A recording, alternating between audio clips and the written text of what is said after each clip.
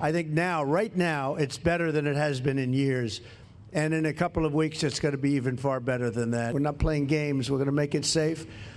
And we're going to then go on to other places. But we're going to stay here for a while. We want to make this absolutely perfect. It's our capital. President Trump meeting with law enforcement yesterday in D.C., touting incredible results as Washington sees a reported murder-free week. The president handing out pizza and burgers as a thank you to law enforcement for what he calls a successful intervention in the nation's capital. Attorney General Pam Bondi posting on X just moments ago, writing this. 40 arrests happened just last night, 5 more illegal guns taken off the streets, adding to the 10 seized Wednesday. ICE also making 36 arrests, one of which a suspected MS-13 gang member. Nearly 700 arrests have been reported since the crime crackdown began just weeks earlier. I want to bring in Texas Congressman Brandon Gill. Congressman, talk to me about what you witnessed in Washington, D.C. This is where you, of course, do the nation's work for your district. But the stories of these juveniles, these carjackings, these senseless random attacks, the murder rate in D.C. has been going on for years.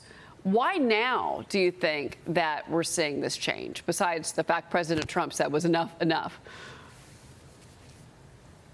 Well, that's right, and thanks for having me on. Listen, Washington, D.C.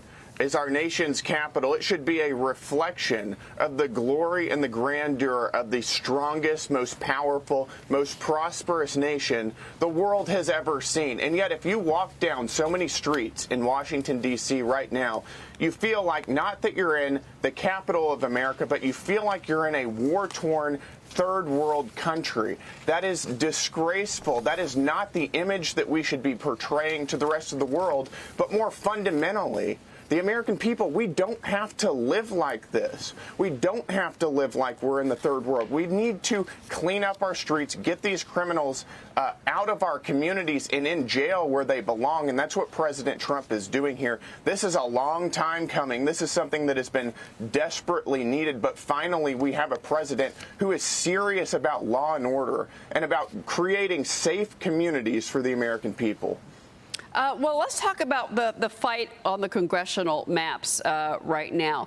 California Governor Gavin Newsom advancing his state's redistricting plan, citing 2 bills sent by the Golden State Legislature yesterday, all in an effort to counter Texas's new congressional map. So come November, voters are going to have a chance to either accept or reject the new map in a special election. Here's Newsom yesterday. This was being done in response from Texas. This was not an organized effort. This was a reaction to an assault on our democracy in Texas. The new maps could allow Democrats to flip 5 Republican-held seats in the state, Congressman. I want to get your reaction. You know, the editorial board at the Journal says the gerrymander race to the bottom. They write, the parties are at least admitting their raw partisan motives. But they say, look, what happened in Texas is dubious, but Democrats have long done the same. The difference is Democrats have been more aggressive in using courts rather than legislatures to redraw maps, all while pretending to defend democracy or fight racism.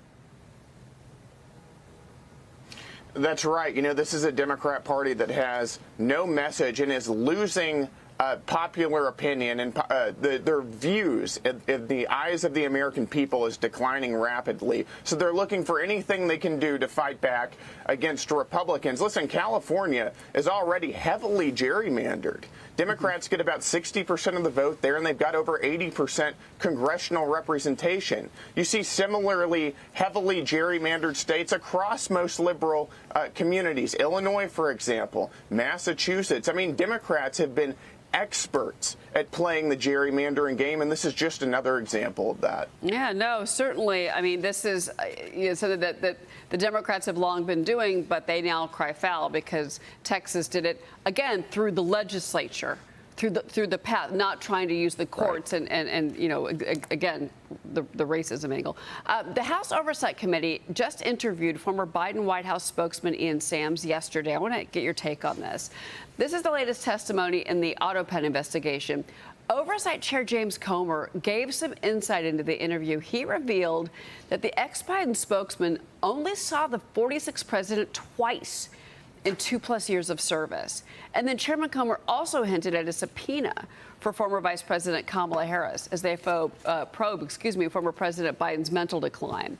They say her testimony would be incredibly helpful to unravel the auto pen portion of the investigation. And you've even got these new documents showing even more people inside the Biden White House had raised concerns about what was going on. The Oversight Project obtained these documents from the DOJ. This former Assistant Deputy Attorney General, Bradley Weinsheimer, he raised concerns about Biden's slew of term and pardons for federal convicts. I want to get your reaction to all of this. You, by the way, serve on oversight, so I certainly want to get first and foremost your take on that. Yes, of course. Listen, these are the people who portrayed themselves as being in the know. Whenever all the American people watched Joe Biden on TV, we could see his cognitive decline. We saw his debate performance. We could see his eyes glazing over whenever reporters were asking him questions. And yet the people who should have been around him, who portrayed themselves as knowing Biden's actual mental state, actually had no clue what they were talking about, and instead lied to the American people and said, what you're seeing isn't the case. I know that he is totally fine, whenever they had no clue.